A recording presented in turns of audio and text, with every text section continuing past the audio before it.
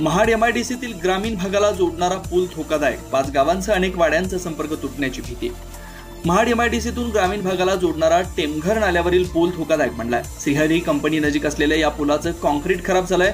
पुलाच्या स्लॅबच्या लोखंडी सळ्या बाहेर आल्यात। गंजून गेलेल्या या लोखंडी सळ्या आणि निखळलेले कॉन्क्रीट यामुळे ग्रामस्थांच्या मनात भीती निर्माण झाली आहे। अतिवृष्टी दरम्यान हा पूल वाहून गेला तर त्यातून टेमघर, जिते, धामणे, साकडी, कुसगाव आणि अंतर्गत वाड्या वस्त्यांना संपर्क तुटणार आहे।